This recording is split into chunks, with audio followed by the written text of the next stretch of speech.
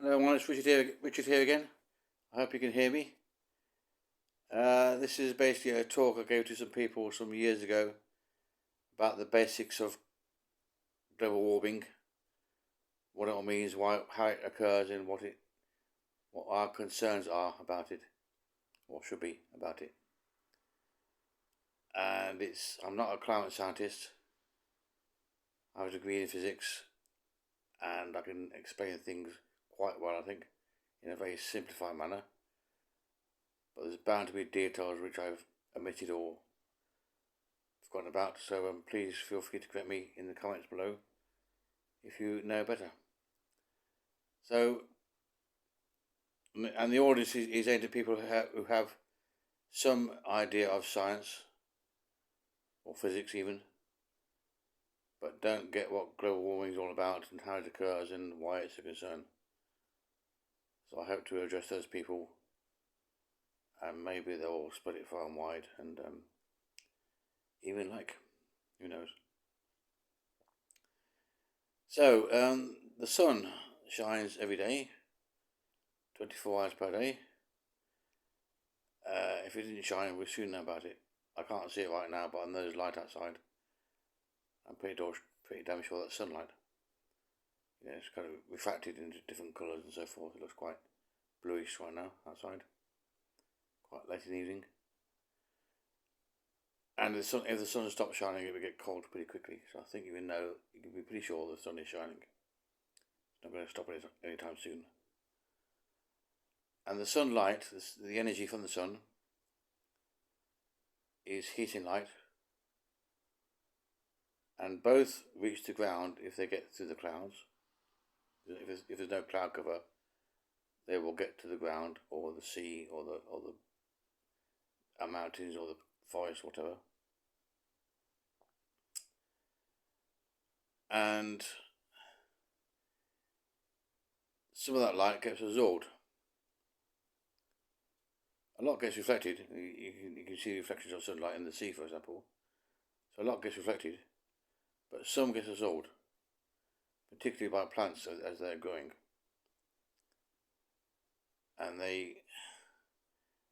And some of the sunlight gets then reflected back at a lower frequency, at an infrared, basically heat energy. And the plants use that energy to make sugars out of carbon dioxide. I think that's correct. And they produce oxygen in return as a byproduct. Now the heat sunlight that gets reflected, the infrared heat stuff, gets blocked by water vapor, i.e. clouds basically, because what happens, the radiation excites the molecules, they jiggle about a bit, and they re-radiate in all directions. Now a lot of that energy goes back down towards the ground. So if you've got an Earth circle like that, the energy comes in, bounces out to an upper layer, gets back again, bounces back and forth, goes round and round, just recycles all the time, gets stuck, trapped. There's a blanket around the Earth which traps the heat. And that blanket has been there for a long, long time. We've had clouds for a long, long time. And water vapor is very, very ancient history, of course. But the whole thing is balanced. You get the sun cooking the Earth, warming it up. Heat radiated out. And at some point you reach a balance point, an equilibrium point, where the energy coming in balances that going out, and so the temperature, whatever it is, remains stable. It can change, of course, but it doesn't change. The average temperature doesn't change that much normally over the longer timescales of a million years or something. The temperature tends to be quite stable. That's a good thing because life can then evolve. If the temperature is going up or down rapidly, even still might be slowed by life standards, but still be rapidly by geological timescales. If the temperature fluctuates quite wildly, then life will struggle to survive. So it has to be stable for a long time for life to cope. Now the plants that absorb the sunlight and the carbon dioxide to make sugars or whatever, eventually pop their clogs and they fall to the ground or whatever, and or get eaten maybe. And the remains end up in the soil, and over many eons get crushed by bodies of water or soil or rock or something, and the pressure just crushes these plant material down and down and down until it eventually forms coal. It takes a long time, millions of years probably, but it eventually forms coal, which is concentrated carbon, which is why it's black. And much the same goes for oil. In that case, it's crustacea, small animals, like you find on coral reefs, for example. They eventually die, fall to the seabed, again get crushed. Not quite sure how they get covered each time, actually. It's basically stuff that comes down from above, I think, or dust or whatever, or soil or whatever. Eventually they get crushed over layers and layers and layers of other stuff, and they get compressed into oil. Again, carbon, again, black. So, at the beginning of the industrial age, when we clever clogs began to make steam engines and such like, and we had later on cars powered by gasoline, which was derived from oil, the byproducts of burning that coal or oil were smoke and soot and carbon dioxide, because the carbon that was trapped in the coal or oil is now released. It combines with the oxygen in the atmosphere to form carbon dioxide. Now, carbon dioxide, as you know, is called a greenhouse gas, because like water vapour, those molecules also jiggle about when the sunlight, reflected sunlight or incoming sunlight even hits them. They re-radiate the energy, and a lot gets trapped in another blanket. And the actual percentage of carbon dioxide in the atmosphere is quite low. I can't recall the exact figures offhand, but it's a few parts per million. But the point is, if you release all this stuff into the atmosphere, it doesn't take much to, say, increase the percentage overall by, or double, for example. And that means it means double the impact. So we're now burning all these fossil fuels, which have trapped carbon dioxide for a long time, and releasing it very quickly. In about since 1850 or thereabouts, which is where the climate scientists actually start their measurements, because prior to that the temperature is very stable indeed. We know this from core samples and so forth of the ice sheets. So from about 1850 onwards, the carbon dioxide levels in the atmosphere increase rapidly, and this is the point that many people miss about climate change. Yes, it's true to say that the temperature has increased earlier in eons past. That is true, but it's done so over a very long period of time, which means that life has time to adjust. Maybe 500,000 years, so it's got time to adjust to the changing temperature. Whereas now, if you take something like the coral reef, in Australia, it gets the shift. I think is 1/2 of 1 degree Celsius in the seawater temperature, average temperature that is. Longer term temperature, and that is enough to cause the food supply of the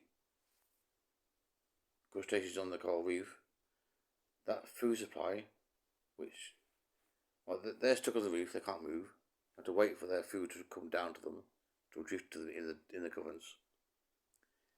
If that food supply moves on because the water's too warm for them, which it has, then the coral reef no longer gets any food, and it dies because it can't adjust quickly enough.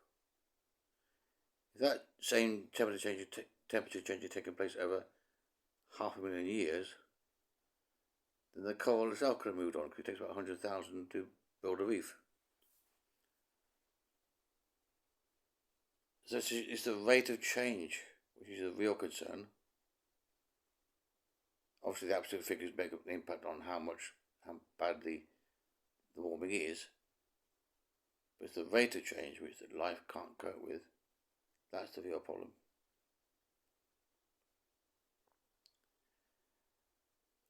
And there's other greenhouse gases like methane, which is, I'm not sure about the figures. There's several varied accounts of what the ratios are, but in terms of effectiveness as a greenhouse gas, it's something like 80 times more effective than carbon dioxide at trapping the heat energy. Fortunately, it's not so long lived. I think carbon dioxide lives for a long, long time in the atmosphere. Methane, I think, decades. But it's 80 times more effective than carbon dioxide. So we really don't want methane in the atmosphere too, thank you. But guess what? Not only do we have gas from ancient sources, fossil fuel gas, like so-called natural gas in the North Sea, we also get microbes which have been hibernating for 10,000 years in the tundra or the steppes, where the land in Russia is in Siberia is close to the Arctic Circle. It gets frozen permanently. So you get frozen ground, permanent frozen ground. It's about 1 metre deep or 2 metres deep, I think, of that order. But with global warming and the ice caps retreating because the ice melts, each year there's more sun and less reflection. It's quite complex, but basically the ice is melting quite quickly, which is a great concern to scientists worldwide, and should be a concern to all of us, but that's happening. So when this ice melts in the frozen tundra, these microbes wake up again. Quite amazing fact, but apparently it's true. They've been there since last ice age, 10,000 years. They wake up and they get hungry. And they start eating the local vegetation, and bacteria in the guts process it, and they fart out methane. Much the same process as with cows, I believe. It's all bacteria, it's all methane in the end. And that means you got methane production in these tundra, which is just increasing dramatically.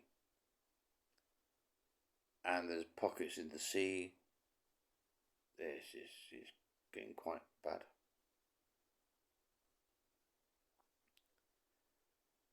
So what this means for the world as a whole is, because life doesn't cope well with these rapid changes, various species tend to get killed off. Just can't cope. And there's also other pressures like man just taking land which belong to gorillas or whatever, or cutting down trees in the Amazon forest. And God knows what the monkeys are, they just disappear, I guess. So, all this warming results in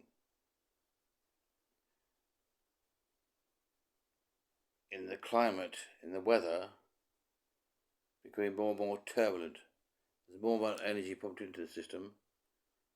It gets more and more violent. It's like boiling a saucepan of water or kettle. You put energy in, the water starts fairly calm, stirs up and boils. That turbulence means more volatility in the behaviour of the jet stream, for example, or hurricanes and tornadoes, or droughts and floods and so forth. There's quite complex interactions between all these various components, and you have to do computer modelling to get any sense of what could happen. So what these climate scientists have been doing is exactly that. They've been taking measurements from the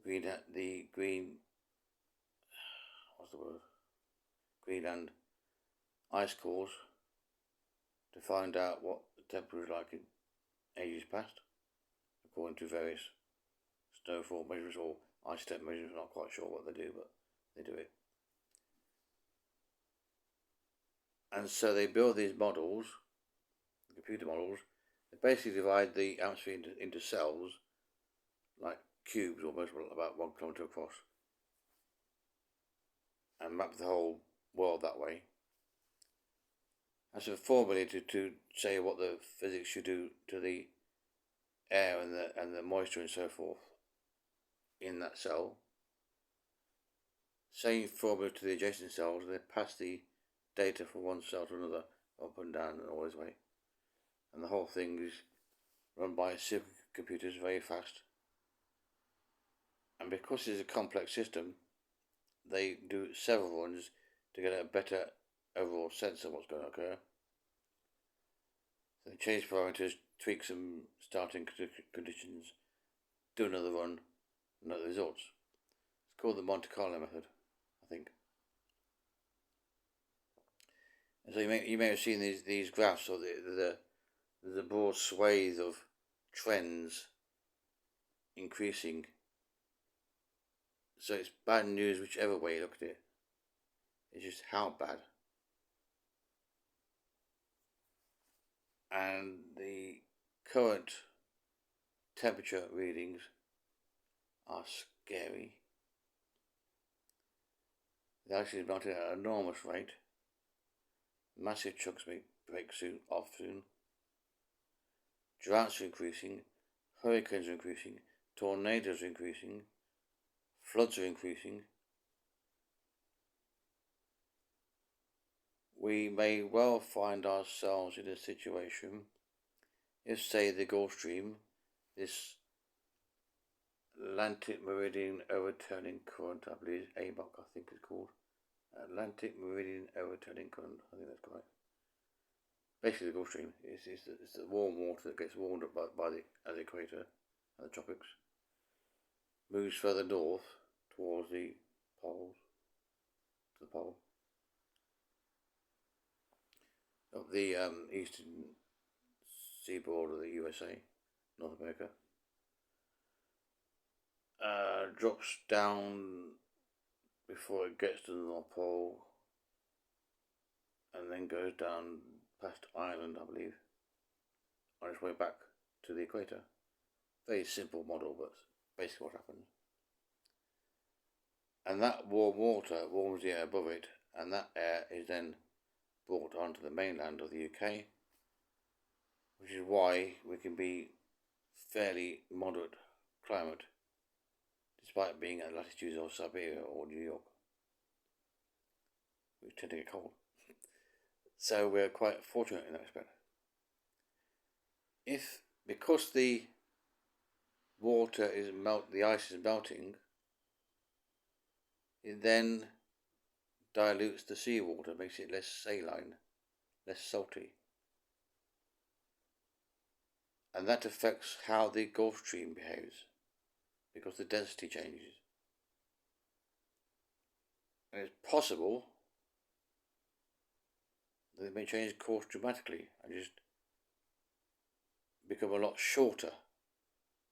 It may dive down the depths long before it gets to the pole, or something like that. And if that happens,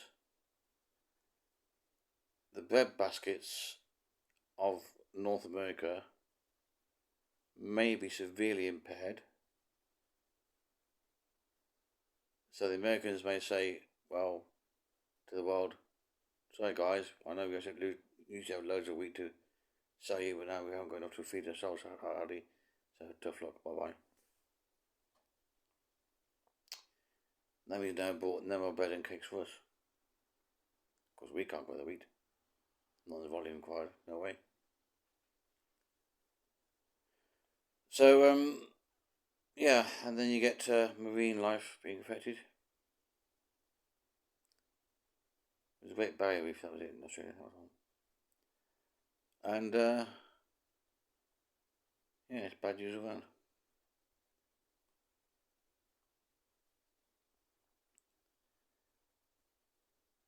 So there's a very real possibility in the future where our situation of mass starvation and consequently mass migration of people, maybe to these shores, Europe, quite possibly, from Africa and elsewhere, because they're already poor. If things get worse, then they've got no chance. There could be millions of people seeking food and shelter, comfort or water even. Could be dying in their thousands.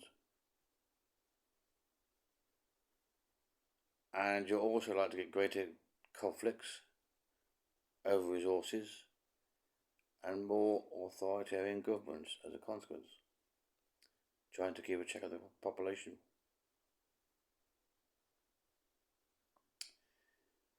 So yeah, it's bad news. Bad news.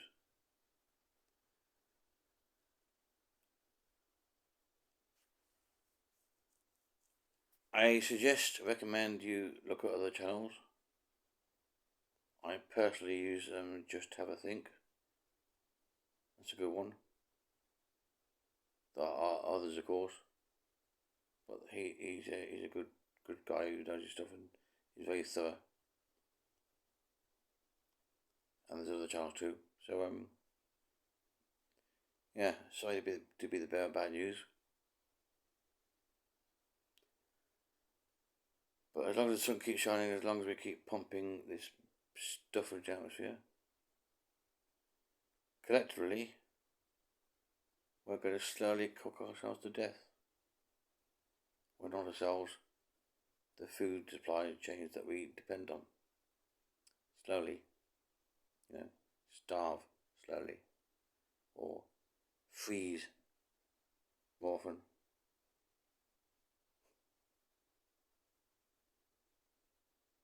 So, please write to your MP about this. Ask him or her to push for definitely green changes, like insulating buildings and not wasting energy so much and conserving it. And, listen to people like Just Up Oil. Sorry, right. Listen to people like Just Up Oil, XR. Don't stomp on the protesters. Pay attention to them, because they've got a right to protest. They try to help all of us wake up to the fact of the hell that we face.